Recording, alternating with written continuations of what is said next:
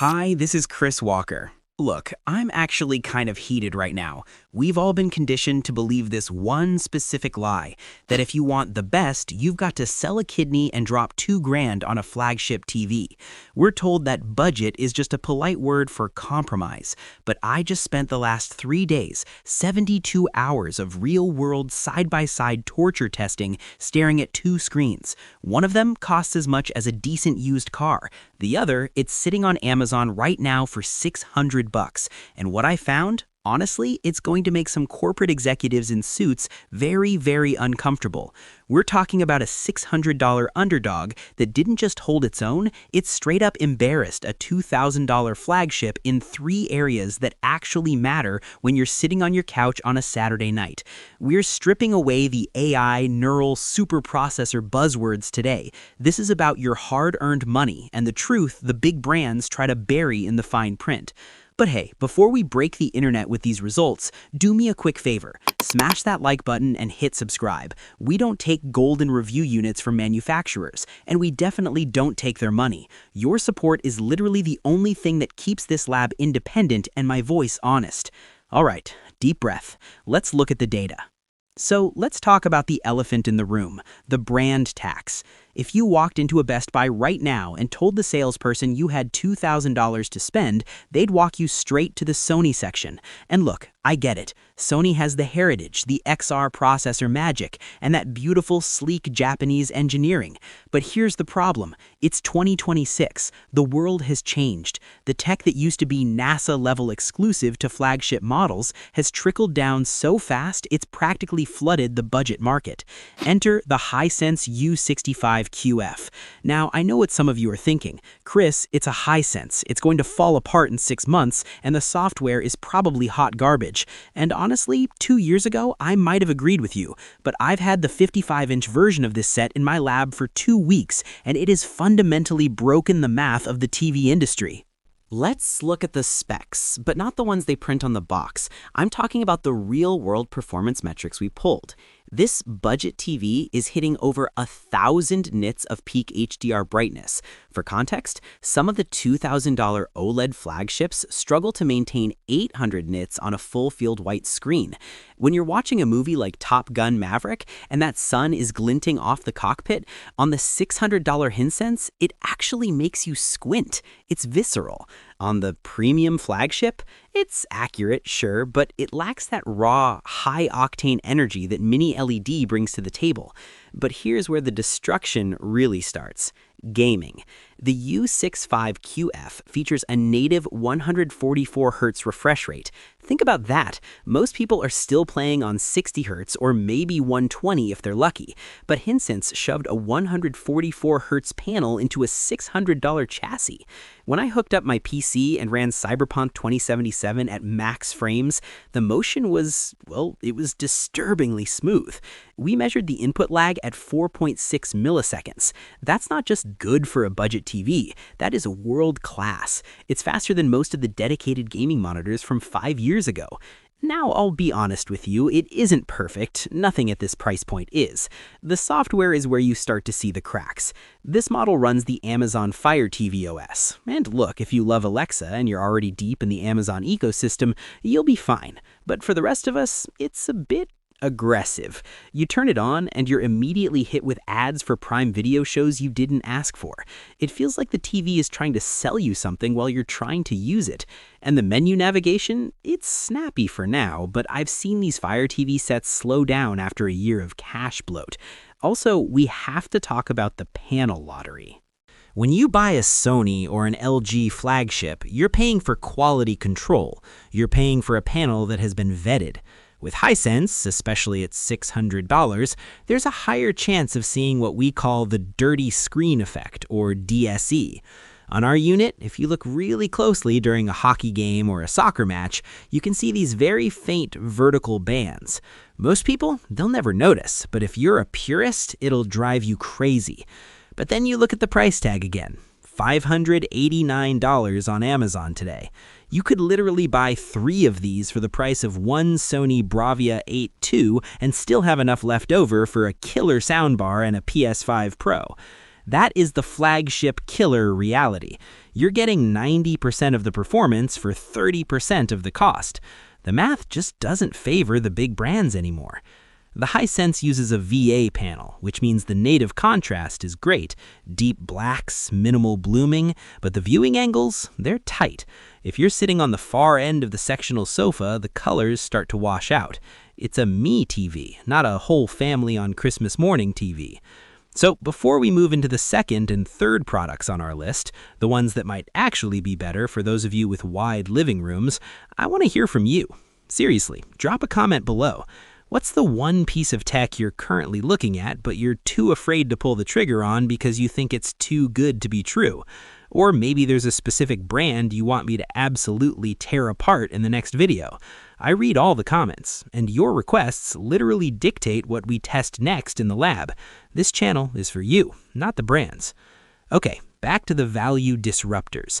Let's talk about the TCL QM7K, because if the Hisense we just looked at is the raw, unrefined muscle of the budget world, then the TCL QM7K, this might be the scholar. If the Hisense we just looked at is the raw, unrefined muscle of the budget world, then the TCL QM7K is the one that actually went to finishing school. Now look, I've been a critic of TCL in the past for their software bugs, but what they've done here for 2026 it's kind of terrifying for the big brands. We're talking about a mini LED set that retails for around $697, and yet it's packing 1,500 local dimming zones. Why does that number matter? Because on the $2,000 Sony or Samsung flagships, they brag about precision control. But when you have 1,500 zones on a 55-inch screen, you're getting black levels that honestly are starting to look indistinguishable from OLED to the naked eye. I put a Starfield test pattern on this thing, and the blooming, that annoying halo you see around bright objects, was practically non-existent. Here's where it gets weird though. The TCL out-spec'd the $2,000 flagship in color volume. We used a colorimeter to measure the DCI P3 coverage, and this $700 TV hit 98%, which means the reds are deeper, the greens are more forest-like, and it doesn't wash out when you crank the brightness. But I promised you the stuff they don't tell you in the manual. Let's talk about the processing. This is the invisible wall between budget and premium. The $2,000 Sony uses the XR processor, which is essentially a supercomputer for your eyeballs. It looks at a face and says, I know where the skin texture should be sharp and the background should be soft. The TCL, it's getting better, but it still has that digital look. If you're watching low-resolution content like an old DVD or a grainy 720p cable broadcast of a football game, the TCL struggles. It tries too hard to sharpen things, and you end up with what I call digital fizz, that shimmering noise around the edges of players. And then there's the LG OLED Evo C5. This is the one that everyone tells you to buy if you're a serious gamer. It sits right in the middle at about $1,196. Now, it's twice the price of our $600 Destroyer, but is it twice as good? In a dark room, yes. There is a lived voice texture to OLED that mini LED just can't replicate. It's that inky blackness. When the screen goes black on the C5, it doesn't look like a TV that's showing black. It looks like the TV has been physically removed from the wall. It's a void. For horror movies or space epics, this is still the king. But let's look at the fine print LG doesn't want you to notice. In 2026, they introduced the OLED SE panels for their entry-tier models. They're technically OLED, but they lack the high-efficiency layers. We measured the brightness on the C5, and it peaked at 950 nits. Now think back to that $600 Hisense we started with. The $600 TV is brighter than the $1,200 LG OLED. If you have a living room with two big windows behind your couch, that premium LG is going to turn into a $1,200 mirror. You'll be watching yourself eat popcorn instead of watching the movie. The Hisense, it just punches right through that glare. But Chris, you say, what about the HDMI ports? This is where the $2,000 Sony flagships usually lose me. Many of them, even in 2026, still only give you two HDMI 2.1 ports, one of which is also your eARC port for your soundbar. So if you have a PS5 and an Xbox Series X, you're already out of high-speed slots. The LG C5, it gives you four full bandwidth 48 gigabits per second ports. It treats you like an adult. But here's the truth bomb. The $700 TCL QM7K also gives you two high-speed ports, and it supports 144Hz VRR. We're seeing this weird dead zone in the market. Between $800 and $1,500, you're often paying for a brand name or a slightly prettier stand. But the actual panel performance? It's flatlining. If you aren't a competitive gamer who needs four HDMI 2.1 ports, or a cinematic purist who demands absolute darkness, there is almost zero logical reason to spend more than $800 on a 55-inch TV right now. The mid-range is a trap designed to capture people who are too afraid of budget brands but can't quite afford the elite flagships. And speaking of traps, let's talk about Samsung's Neo QLED QN90F. This thing is a lighthouse. It hits 3,000 nits. It's arguably the best bright room TV ever made. But, and this is a big but, Samsung still refuses to support Dolby Vision. Think about that. You spend $1,500 on a flagship TV and it can't play the most popular HDR format on Netflix and Disney Plus in its native container. It falls back to HDR10, which is fine, but it's like buying a Ferrari that can only run on 87-octane gas. You're leaving performance on the table because of a corporate grudge. Meanwhile, that $600 Hisense, it supports everything. Dolby Vision, HDR10+, HLG, it doesn't care, it just plays the content. It makes me wonder who these flagships are actually for anymore. Are they for people who love movies, or are they for people who love owning expensive things?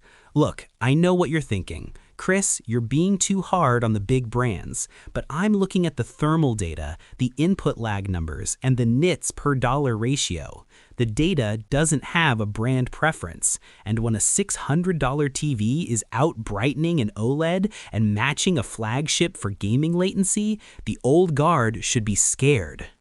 So we've looked at the giants and we've looked at the giant killers, but at this point your head is probably spinning with nit counts, zone clusters, and which HDMI port does what nonsense. Let's cut through the noise. Let's talk about who these screens are actually for, because the best is a subjective lie. The best TV for a college dorm is a nightmare for a dedicated home theater, and the best TV for a bright Florida sunroom is a waste of money for a basement man cave. First, let's talk to the competitive gamers. If you're the person who checks the MS response time before you check the price tag, you're looking at the LG C5. I know it's not the $600 miracle, but there's a reason it holds its ground. When you're in the middle of a high-stakes match, you need that sub-1 ms pixel response time that only OLED can provide. Mini LED, as fast as it's become, still has a tiny bit of smearing when you pull a 180-degree turn in a shooter. The C5 is the only one that feels like an extension of your nervous system. But, and this is a big but, only buy it if you can control your lighting. If you can't dim the lights, you're paying for a premium experience you won't actually see. Now for the living room warriors. You've got kids, you've got a dog, and you've got windows that let in enough light to grow a rainforest. You need the Samsung QN90F. Look, I gave them a hard time about the Dolby Vision thing, and I stand by that. It's a petty corporate move, but in terms of raw, unadulterated, I don't care if the sun is hitting the screen power, this thing is a beast. It's like bringing a spotlight to a candle fight. It handles reflections better than any other screen on the market in 2026. If you're watching the Super Bowl at 3 p.m., this is the only set you won't leave squinting at a dark blob. But then there's the rest of us, the people who just want a phenomenal experience without feeling like they've been mugged by a marketing department. This is where the flagship tooler title isn't just a clickbait phrase, it's a mathematical reality. If I'm being 100% honest with you, and I always am, the TCL QM7K is the thinking person's choice. It's the best overall for 90% of the population. For under $700, you're getting black levels that would have cost you $5,000 just 4 years ago. You're getting the brightness to handle a medium-lit room, and you're getting the 144Hz gaming tech that future-proofs you for the next generation of consoles. It's the sweet spot where the price curve and the performance curve intersect perfectly. But, and this is why we're here today, we have to give the crown to the Hisense U65QF for best value. To see a $600 TV hold its own against a $2,000 Sony in a blind brightness and pop test, it changes the conversation. It means the brand tax has finally become too expensive to justify for the average buyer. If you want the absolute most bang for your buck, and you don't mind a slightly clunky Fire TV interface, this is the one. It's the TV that destroyed the Flagship because it proved that the Flagship's premium is mostly based on nostalgia, not hardware superiority. So here's the truth bomb I promised you. The era of the safe buy is over. For decades, you could just buy the most expensive Sony or Samsung and know you got the best. In 2026, that's just not true anymore. In fact, if you blindly buy the $2,000 Flagship today, you are actively being punished for your brand loyalty. You are paying a $1,400 premium for a logo and a slightly faster menu system. The big brands are scared because they can't hide behind proprietary tech anymore. The panel manufacturers, the people who actually make the glass, are selling their best stuff to everyone now. The secret sauce is out, and it's being served on $600 plates. Look, I know how overwhelming this is. I've seen the deals on Amazon that turn out to be 3-year-old models disguised as new ones. I've seen the warehouse specials that are just broken panels someone taped back together. It's a minefield out there. That's why I've done the legwork for you. Down in the description, I've put these safe path links. These aren't just random affiliate links. They are the specific, vetted 2026 revisions of the models we tested today. I've personally checked that these links point to the actual mini LED versions, not the cheaper S-series or older LCD models that look identical on the outside but are trash on the inside. If you use those links, you're helping us stay independent, but more importantly, you're making sure you don't end up with a $600 paperweight. You're getting the flagship killer I actually stood behind in this video. Buying a TV shouldn't feel like a gamble. It should feel like an upgrade. And today, for the first time in a long time, that upgrade doesn't have to cost you a month's salary. Go for the TCL if you want the polish, go for the Hisense if you want the raw power for the lowest price. But whatever you do, stop paying the $2,000 tax. You're better than that, and your wallet definitely is. I'm Chris Walker. Thanks for trusting me with your time and your money. I'll see you in the next one.